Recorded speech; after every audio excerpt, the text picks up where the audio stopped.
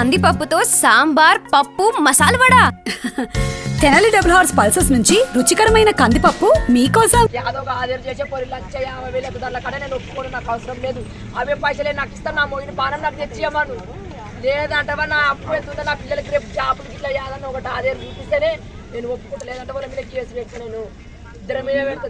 తిరుగుతుంది ఇంకా మళ్ళీ ఏం చేస్తున్నట్ట వాళ్ళ 60,000 తీసుకొని కూడా నేను ఏం చేస్తాను? అవే పైసలు వాళ్ళకి ఇస్తాను, నా మోయిన పానం తెచ్చియమను. వాళ్ళని నా పానం తెచ్చి నా మోయిని నాకు ఇచ్చి పోమని నేనే అలా రూపాయలు కూడా నేనే ఇస్తారు. రిటర్న్ ఎవరు కావాలని ఆడుకొని ఇట్లా కొంగు పట్టుకొని నా మోయిని పానం తెచ్చిస్తారు. నాకు 5-10 అయ్యి అని మోగోళ్ళ కాలు పక్కి తెచ్చిస్తా, వాళ్ళకి ఎమ్మెల్యేలకు ఇస్తా. ఎక్కువ నా మోయిని పానం తెచ్చేయమాను. నేను అవే పైసలు ఇస్తే నాకు అవసరం లేదు, నాకు భూమి లేదు, ఏం లేదు. నాకు 250 రూపాయల కూలితో నా పిల్లలు తక్కువ ఇప్పుడు నేను నాకు అవసరం లేదు. నా మోడి ఇప్పుడు 10 లక్షలు అప్పు చేసి పెట్టు, అప్పు ఎక్కడ చూపించుకోవాలి? నేను నా పిల్లలు చదివించుకున్నాను. రేపు నా కొడుకు 10వ తరగతి అయిపోయింది అంటే 2,50,000 కట్టుకున్నాను నా కొడుకులకు.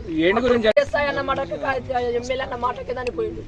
ఎమ్మెల్యే పోలీస్ స్టేషన్ లేచి బొక్కలు ఇరగొట్టని ఎమ్మెల్యే చెప్పిన దానికి ఎస్ఐ చేను కాడ బెదిరించింది, ఇంటికి వచ్చి బెదిరించిన దానికే ఇంతవరకే స్టేషన్లో పోటీ తిరిగి ఇంతవరకే 3,00,000 రూపాయలు పెట్టుకొని ఇడతాలు అయ్యి వచ్చిండు. నన్ను మళ్ళీ ఇప్పుడు కూడా అదే పరిస్థితి చేస్తారేమని ఎదుర్కొనే చనిపోయిండు నా మూడు. ఇంటికాడ వచ్చి బెదిరించిండ్రు, చేను కాడ నాను మరీ పోలీసు కారు అడ్డం వేసుకొని బెదిరించిపోయింది.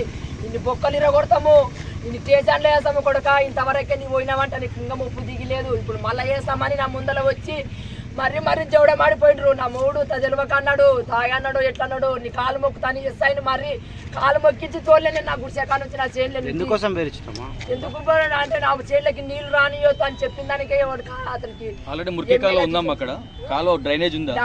మురికి కాలువ అంటే మా చేనులకు ఒక 5-6 మంది చేనులలో నీళ్ళు పడి మా చేనులో పడిపోతుంది. వర్షాకాలం వస్తేనే అవి ఇంకా లేదంటే ఇప్పుడు వర్షాకాలం ఎప్పుడు ఎండాకాలం వేసుకొని నీళ్ళు రావు మా చేనులకి. ఇప్పుడు ఆడ ఏమంటారు కదా కాలేజీ కట్టే కోసము ఆ మురికి నీళ్ళ మా కాలువ కలుపుతామని ప్లాన్ చేసిండ్రట. అది కలిపోతే మాకు ఉన్నదే తడుపు భూమి, మాకు అవసరం లేదు, మా అక్కడ ఏదైనా చేసుకోరు సార్ అన్నదానికే ఈ వల్ల గొడవలు చేసుడు. ఇప్పుడు నా మొగిని ప్రాణం తీసి కలిసి పోయిన గవర్నమెంట్ లో అప్పుడు అడిగిరంట, మరి కొత్త ఎమ్మెల్యేను అడిగినరా మీరు? అప్పుడు అడిగిలేము, అప్పటికైతే మాకు తెలియదు, వచ్చిన చూసిపోయినారంట కూడా కానీ మాకు తెలియదు. ఇప్పుడు ఈ ఎమ్మెల్యే వచ్చి చూసిన దానికి మేము అడిగినాము. అప్పటికైతే నాకు తెలియదు, వాళ్ళు వచ్చింది నా అమ్మాయికి తెలియదు, నాకు తెలియదు. ఇప్పుడు ఈ ఎమ్మెల్యే మన చేను కాడ పని చేస్తున్నాం కాబట్టి మేము ఆడ వచ్చి ఉన్నాం కాబట్టి చూసి కాబట్టి అడిగినాం. మేము లేనప్పుడు వచ్చి చూసిపోయింది మాకైతే తెలియదు. మేము ఉన్నాక ఈ ఎమ్మెల్యే 2 సార్లు వచ్చింది కాబట్టి అడిగినాం. నా మొగుడు ఇప్పటికైతే 10 లక్షలు అప్పు చేసిపోయిండు, నా అప్పులతో కాగితాలతో సగా చూపిస్తా. నేను నా మొగుడి బతుకుంటే నా 10 లక్షలు అప్పు కడతాడు, నా కొడుకులను లక్షలు వచ్చి చదివించుకుంటుండే. ఇప్పుడు నా అప్పు నేను ఎక్కడ కట్టుకుందును, నా కొడుకులను ఎక్కడ చదివించుకుంది? 250 రూపాయల కూలి చేసి నా పిల్లలు ఎక్కడ దాక్కుందరు? ఇప్పుడు ఎమ్మెల్యే వల్ల చేస్తాయి. మళ్ళీ నా మొగుడు చచ్చిపోయిండు, నా మొగిని తెచ్చి ఎక్కువ 50,000 60,000 ఇస్తా, నాకు వద్దు. నేను 1,00,000 రూపాయలు ఇస్తా, నా మొగిని తెచ్చి ఎక్కువ. మాకు ఎన్ని ఎకరాలు లేదు, మాకు భూమే లేదు. మాకు ఎంత 4 చెట్లు 5 చెట్లు ఉంది. అది గంటలకు నీళ్ళు వస్తామని అడిగినాం అంతే. మాకు భూమే లేదు.